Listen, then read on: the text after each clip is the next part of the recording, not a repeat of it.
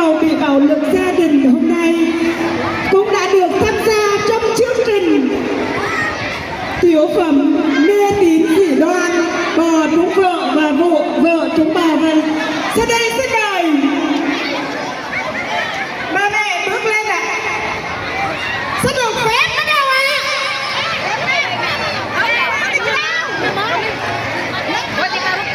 Đây là phần thật em cho nè. Đây là thời trang của kiểu năm 2026 ạ.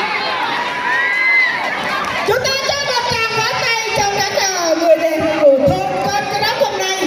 Đây là anh chồng và màu xanh là người vợ rất là chu đáo trong công việc.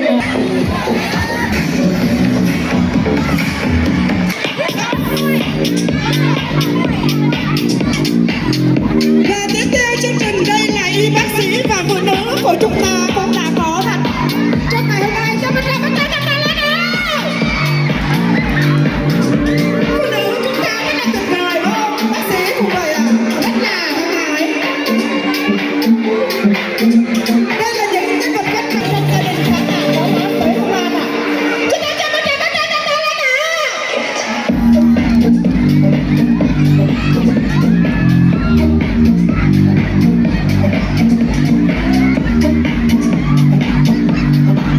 Với thân phận là học sinh rất là nhiệt tình. Chúng ta cho bắt đầu bắt tay cho hai học sinh ạ. Chưa có gia đình luôn ạ.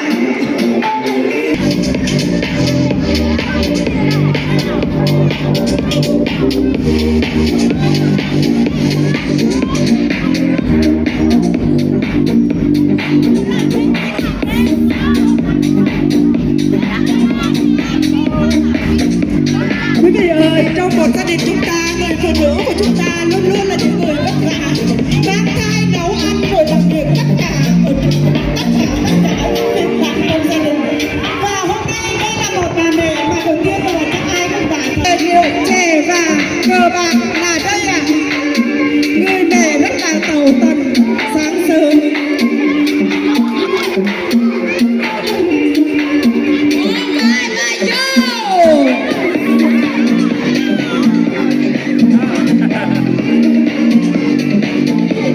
Đó là những ông chồng không quan tâm tới gia đình.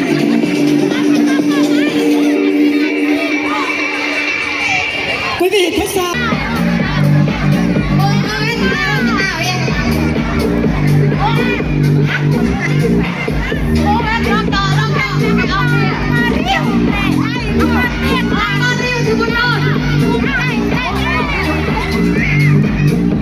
Bây giờ hết rượu rồi. Hai đứa mày đi ngồi đi. Hết rượu rồi. Đi làm cái nào con viên. Bây giờ bên tao về xin tiền vợ nhá. Nhà vợ mày cần mày. Mày vợ mượn tiền vợ đi chợ. Nào chợ lần sau nào chợ mày ôm. Chợ tao đi về xin tiền vợ nhá.